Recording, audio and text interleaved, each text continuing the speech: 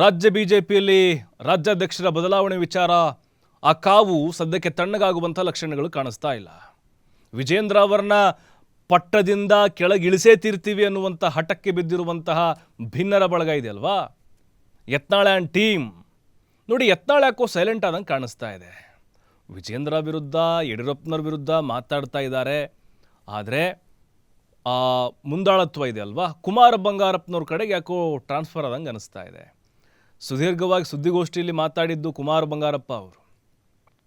ಹಾಗಾಗಿನೇ ಅವ್ರು ಹೇಳಿರೋ ಪ್ರಕಾರ ಕುಮಾರ ಬಂಗಾರಪ್ಪನವರು ಅಧ್ಯಕ್ಷ ಸ್ಥಾನದಿಂದ, ಅಂದರೆ ಅಭ್ಯರ್ಥಿ ಆಯ್ಕೆ ಒಂದು ಪ್ರಕ್ರಿಯೆ ಏನಿದೆ ಅದರಿಂದ ಹಿಂದೆ ಸರಿಯುವಂಥ ಪ್ರಶ್ನೆನೇ ಬರೋದಿಲ್ಲ ಅಂತೇಳಿ ನಿನ್ನೆ ತಮ್ಮ ನಿವಾಸದಲ್ಲಿ ಕುಮಾರ ಬಂಗಾರಪ್ಪನವರು ಸುದ್ದಿಗೋಷ್ಠಿ ನಡೆಸಿ ಕೆಲವೊಂದಿಷ್ಟು ವಿಚಾರಗಳನ್ನು ಬಿಚ್ಚಿಟ್ರವರು. ಶೋಕಾಸ್ ನೋಟಿಸ್ ಕೊಟ್ಟಿದ್ದು ಅದು ರಾಜಕೀಯ ವಿಚಾರ ಅಲ್ಲ, ಅದಕ್ಕೂ ಕೂಡ ಉತ್ತರ ಕೊಟ್ಟಿದ್ದಾರೆ ಯತ್ನಾಳ್ ಅಂತ ಹೇಳಿದರು.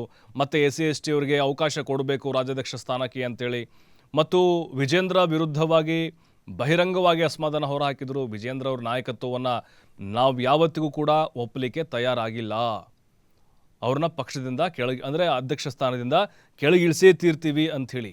ನಾನು ಕೂಡ ಅಭ್ಯರ್ಥಿ ಇದ್ದೇನೆ ಅಧ್ಯಕ್ಷ ಸ್ಥಾನಕ್ಕೆ ಅಂತೇಳಿ ಕೆಲವೊಂದಿಷ್ಟು ವದಂತಿಗಳು, ಸುಳ್ಳು ಸುದ್ದಿಗಳು ಬರ್ತಾ ಇದ್ದಾವೆ.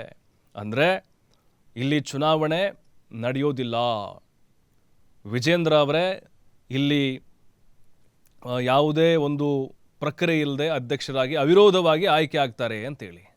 ಇಲ್ಲ, ಚುನಾವಣೆ ನಡೆಯೋದು ಶತಸಿದ್ಧ, ವಿಜೇಂದ್ರ ಕೆಳಗಿಳಿಯೋದು ಕೂಡ ಅಷ್ಟೇ ಸತ್ಯ ಅಂಥೇಳಿ ಕುಮಾರ ಬಂಗಾರಪ್ಪ ಬಹಳ ಕಾನ್ಫಿಡೆಂಟ್ನಲ್ಲಿ ಹೇಳ್ದಂಗೆ ಕಾಣಿಸ್ತಾ ಇತ್ತು.